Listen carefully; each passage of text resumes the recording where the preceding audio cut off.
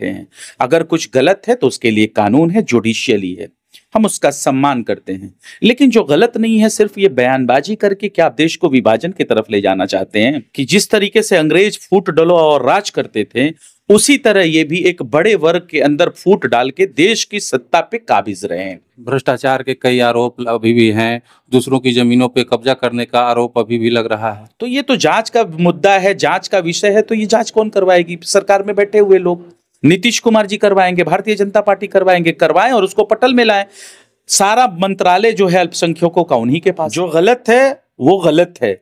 अगर वो गलत करते हैं तो उसके लिए कानून है, कानून का सहारा लिया जाना चाहिए। लेकिन अगर गलत नहीं है तो बिना वजह का प्रोपगंडा भी नहीं फैलाना चाहिए। जब वो पब्लिक डोमेन में आ जाए तो उसके बारे में उसके ऊपर डिस्कस किया जा सकता है कि क्या सही है क्या गलत है। केंद्र की मोदी सरकार वक्फ बोर्ड के नियमों में बड़ा संशोधन करने की तैयारी में है। माना जा रहा है कि वक्फ बोर्ड के 40 नियमों में बदलाव होगा और इसको मंत्रिमंडल की मंजूरी भी मिल चुकी है। हमारे साथ बात करने के लिए आरजेडी के प्रवक्ता आरजू खान हैं। हम इनसे जानेंगे कि क्या कुछ जो संशोधन हो रहा है ये सही है गलत है। सर, सबसे पहले स्वागत है आपका। बहुत बहुत शुक्रिया आपका भी। संशोधन की बात हो रही है वक्फ बोर्ड में, क्या लगता है सही है गलत है? देखिए, शासन सत्ता क्या करना चाहती है देश की दूसरी सबसे बड़ी आबादी के साथ, ये जग जाहिर है। और मोदी जी कितना प्रेम करते हैं देश के अल्पसंख्यकों से, ये भी जग जाहिर है।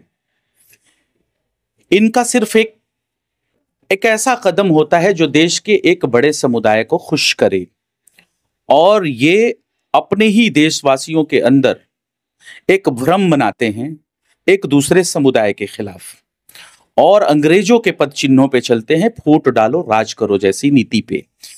देश के प्रधानमंत्री 140 करोड़ हिंदुस्तानियों के प्रधानमंत्री हैं, लेकिन ये कहीं ना कहीं ये भूल जाते हैं कि देश की जो दूसरी जो सबसे बड़ी आबादी है ये उसके भी प्रधानमंत्री हैं। और इनकी मंशा हमेशा से यही दर्शाती है कि जिस तरीके से अंग्रेज फूट डलो और राज करते थे, उसी तरह ये भी एक बड़े वर्ग के अंदर फूट डाल के देश की सत्ता पे काबिज रहे हैं, देश की कुर्सी पर बने रहे।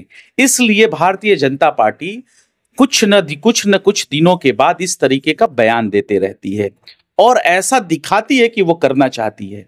लेकिन ये भूल जाते हैं कि 2024 के इलेक्शन में जनता का जनादेश भारतीय जनता पार्टी को नहीं मिला। ये अलग बात है कि परिस्थितियां ऐसी है कि आप तीसरी मर्तबा देश के प्रधानमंत्री बन गए, लेकिन आप जनादेश आपको नहीं मिला। और जो जनादेश आपको नहीं मिला, कम से कम उस जनादेश का आप सम्मान करिए। योगी जी को भी कुछ सब सीखने की जरूरत है और इनको भी सीखने की जरूरत है। वक्फ बोर्ड के बारे में जो तमाम तरीके की जो चीजें फैलाई जा रही हैं, आप शासन में, आप सत्ता में हैं। बिहार में 18 सालों से ज्यादा में है आप एनडीए की गवर्नमेंट्स में, और देश की गद्दी पर आप 10 सालों से ज्यादा बैठे हैं। अगर कुछ गलत है तो उसके लिए कानून है, जुडिशियली है, हम उसका सम्मान करते हैं।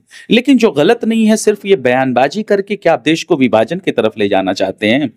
ऑल इंडिया मुस्लिम जमात के राष्ट्रीय अध्यक्ष हैं मौलाना मुफ्ती शहाबुद्दीन रजवी बरेलवी ने संशोधन को स्वागत किया है और कहा है कि केंद्र जो है संशोधन जो लेके आ रही है वो बहुत अच्छा कार्य। सबसे बड़ी चीज वो कितने पेज का है, उसमें क्या क्या चीजें लिखी हैं, जब वो पब्लिक डोमेन में आ जाए तो उसके बारे में उसके ऊपर डिस्कस किया जा सकता है कि क्या सही है क्या गलत है। अभी से जल्दीबाजी में कुछ कहना ठीक नहीं होगा मेरा। पहले से भी तो बहुत सारे आरोप लगते आ रहे हैं सर वक्फ बोर्ड पे, भ्रष्टाचार के कई आरोप अभी भी हैं, दूसरों की जमीनों पे कब्जा करने का आरोप अभी भी लग रहा है। हम वो चीजें बता रहे हैं ना आपको कि 10 सालों से ज्यादा आप केंद्र की सरकार में हैं और 18 सालों से ज्यादा आप एनडीए हुकूमत बिहार प्रदेश में हैं। तो शासन सत्ता किस चीज के लिए है? आपके हाथ किसने रोके हैं? अगर कोई गलत करता है तो हम उसके पक्ष में नहीं हैं। जो गलत है वो गलत है।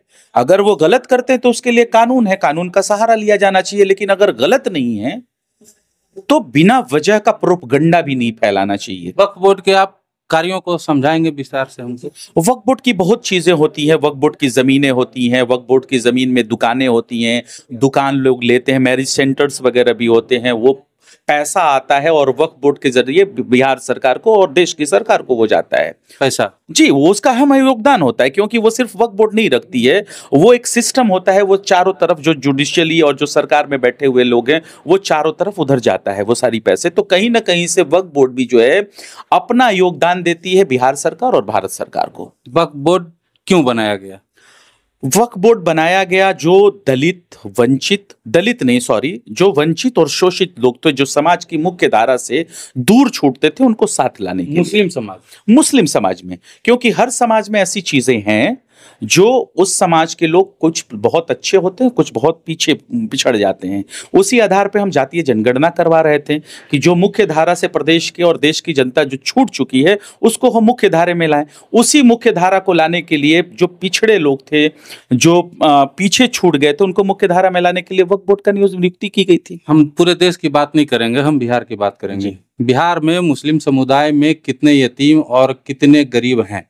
ये अल्पसंख्यक कल्याण मंत्री आपको बता देंगे, उनके पास डाटा है, वो टोटल है कि कितने हैं और किसके ऊपर वो कितना काम कर रहे हैं, कितने उसके लिए उन्होंने हॉस्टल बनवाए वक्फ बोर्ड के जमीनों पे, कितने उस वहां पे विद्यार्थी रह रहे हैं, किसको कितना, जैसे अभी आपको हज हाउस में जो है बोर्ड उनके लिए क्या कर रही है? वक्फ बोर्ड यहाँ के जो गरीब और यतीम है उनको फ्री में शिक्षा देती है, हज हाउस में उसको पढ़ाती है, वहां से आईएएस पीसीएस की तैयारी करवाती है, बीपीएससी की तैयारी करवाती है और उनको क्रैक करवाती है और देश की मुख्य धारा में उनको जोड़ने का काम करती है। ये वक्फ बोर्ड करती आई है शुरू से और अभी भी कर रही है। वक्फ बोर्ड पे एक इल्जाम और भी है कि वक्फ बोर्ड को जो है गरीब और यतीमों के लिए बनाया गया था, जबकि अमीर रसूखदार जो मुस्लिम समाज के लोग हैं वो उसका फायदा उठा रहे हैं और गरीबों और यतीमों को कुछ नहीं मिल रहा है। ये मैंने वो चीज फिर मैं तीसरी मर्तबा आपको कह रहा हूं, सरकार और शासन सत्ता किस चीज के लिए है? अगर आपके सरकार के ही लोग अगर उस पर उंगली उठा रहे हैं तो आप एनडीए सहयोगियों के साथ 18 सालों से ज्यादा से आप बिहार की सत्ता में हैं, तो आप उसकी जांच करवाइए। और अगर सच में अगर गरीब और यतीमों को अगर उनका हक नहीं मिल रहा है, उनकी हकमारी हो रही है, तो उनके ऊपर आप काम करिए। आपको रोका किसने है? तो वही चीज तो संशोधन में की जा रही है। संशोधन में भी तो वही बात है। संशोधन हमने साफ कहा वो पब्लिक डोमेन में आ जाए, उसकी पूरी प्रीतियां सामने आ जाए, उसके पढ़ने के बाद फिर आदमी कहीं तक जाएगा कि क्या सही है क्या गलत है, या फिर ये ऐसे ही एक प्रोपगंडा के तहत चलाया जा रहा है। ये सारी जब तक चीजें पब्लिक डोमेन में नहीं आएगी कैसे कोई क्लियर कर सकता है? मीडिया में जो खबरें चल रही हैं उसके अनुसार ये कहा जा रहा है कि वक्फ बोर्ड की संपत्तियों की जांच होगी, वक्फ बोर्ड में जो विवादित संपत्तियां हैं उनकी भी जांच होगी। हम इसका स्वागत कर रहे हैं। अगर जो चीज गलत है, हम उस गलत के साथ कभी भी राष्ट्रीय जनता दल नहीं खड़ी है। जो गलत है हम उसके साथ नहीं खड़े हैं। अगर वाकई में अगर कुछ इस तरीका का गलत चीज हो रहा है और सरकार के संरक्षण में अगर हो रहा है तो उसको न्याय मिलना चाहिए। बिहार प्रदेश की आवाम को जो सच में उसके लिए बनी हुई है उसको न्याय मिलना चाहिए और उसकी हकमारी नहीं होनी चाहिए। तो ये तो जांच का मुद्दा है, जांच का विषय है। तो ये जांच कौन करवाएगी? सरकार में बैठे हुए लोग, नीतीश कुमार जी करवाएंगे, भारतीय जनता पार्टी करवाएंगे। करवाएं और उसको पटल में लाएं। सारा मंत्रालय जो है अल्पसंख्यकों का उन्हीं के पास है, सरकार सत्ता में वो है। तो आप लाइए, पब्लिक डोमेन में लाइए, उसका स्वागत करते हैं। एक आरोप वक्फ बोर्ड पे ये भी है कि अगर बोर्ड चाहे तो हमारी जमीन पे किसी भी समय कह सकती है कि ये जमीन हमारी है और हम कुछ नहीं कर सकते हैं। आपको इस देश के लोकतंत्र में विश्वास रखना चाहिए। India is a democratic country. Bharat एक लोकतांत्रिक देश है और उसके लिए जुडिशियली है। आप कोर्ट जा सकते हैं, थाने जा सकते हैं, इसमें सुनवाई नहीं होती है। ऐसा नहीं है, ट्रिब्यूनल कोर्ट में होती है। जो भी है कुछ तो बनी हुई है, संवैधानिक संस्थाएं ही बनी हुई है जिसके जरिए आप जाते हैं, अपनी बातों को उस पटल पर रखते हैं।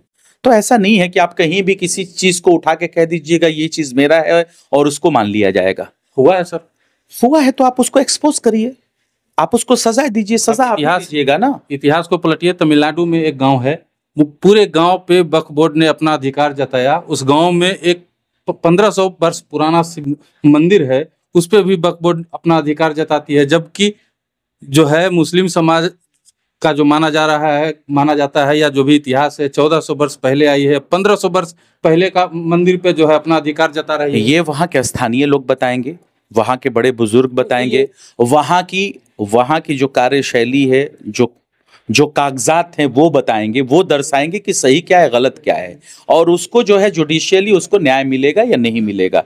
ये न्यायिक जांच की प्रक्रिया का एक हिस्सा है, इसके ऊपर हम कोई उंगली नहीं उठा सकते। मतलब आप ये चाहते हैं कि संशोधन हो, मुस्लिम समाज के जो दलित वंचित हैं और जो यतीम हैं उनको इंसाफ मिले। जो मुस्लिम समाज के पिछड़े लोग हैं, जो यतीम हैं, जो मासूम हैं, जो गरीब हैं, उनको मुख्य धारा में लाने की कोशिश होनी चाहिए, और ये पहले से चली आ रही है और आज भी होनी चाहिए। लेकिन अगर सरकार में बैठे हुए लोग अगर उनको ये हक दिलाने में नाकाम हैं तो उनके ऊपर कार्रवाई भी होनी चाहिए। राष्ट्रीय जनता दल और मैं ये कहना चाहता हूं कि जो हकीकत में जो गरीब है उसको उसका हक मिलना चाहिए, जो यतीम है उसको उसका हक मिलना चाहिए, उसकी हकमारी नहीं होनी चाहिए। और अगर सरकार में बैठे हुए लोग अगर उसके साथ हकमारी करते हैं तो ये कहीं ना कहीं से सही नहीं है। जैसे ही संशोधन की बात हुई है, देश में कुछ जो ऐसे लोग हैं उनको तिलमिलाहट होने लगी है इस संशोधन पे, इसको क्या कहेंगे? जब तक ये सारी चीजें, मैं बार बार कह रहा हूं, पब्लिक डोमेन में ना आ जाए, उसकी प्रीति, उसकी कागजे न आ जाए, उसको आदमी एक रिसर्च न करे, उसको पढ़े नहीं, तब तक कुछ कैसे प्रतिक्रिया दे सकता है। लेकिन सबसे बड़ा चीज ये है, अगर किसी के साथ अन्याय हो रहा है तो न्याय होना चाहिए, किसी की अगर हकमारी हो रही है तो वो चीज नहीं होना चाहिए। अगर सत्ता संरक्षित, सत्ता संपोषित अगर चीजें ये कर रही है सरकार में बैठे हुए लोग, तो ये बहुत ही गलत है और नाजायज है। उनके हकमारी उनके साथ नहीं होनी चाहिए। लेकिन अगर जो है मुस्लिम समाज के वंचित जो वर्ग हैं उनके लिए अगर कार्य हो रहा है तो बढ़िया है, एकदम अच्छा है, हम इसका स्वागत करेंगे। और वक्फ बोर्ड करते भी आई है, ऐसा नहीं है, करते भी आई है। जैसे मैंने हज हाउस का बात बताया, वहां पे रखा जाता है यतीम बच्चों को, गरीब बच्चों को, उनकी शिक्षा दी जाती है, उनको मुख्य धारा में लाया जाता है, उनको बीपीएससी की तैयारी करवाई जाती है, तमाम तरह की तैयारी करवाई जाती है फ्री ऑफ कॉस्ट। ये अच्छी चीजें हैं। अगर आप गरीब वंचितों को अगर मुख्य धारा में देश खिलाते हैं तो अच्छी बात है। वक्फ बोर्ड के पास अभी कितनी संपत्तियां हैं आपको पता है? इसका मुझे अभी पूरा आकलन नहीं है, लेकिन हाँ ये मैं जानता हूं कि देश की चौथी सबसे बड़ी जो ये संस्था है, तीसरी या चौथी सबसे बड़ी संस्था है जिसके पास सबसे ज्यादा जमीनें हैं। लेकिन उससे पहले भी 3 और लोग रह चुके हैं। आकलन सबका होना चाहिए। अगर दूसरे नजरिए से अगर देखता है तो आकलन सिर्फ वक्फ बोर्ड का नहीं होना चाहिए। रेलवे और सेना के बाद देश की तीसरी बड़ी संस्था है जिसके पास इतनी संपत्तियां हैं। हाँ, हम बोल रहे हैं, हम तो बहुत बता रहे हैं कि है ये, लेकिन उससे पहले रेलवे भी है, सेना भी है, उसके बाद ये है।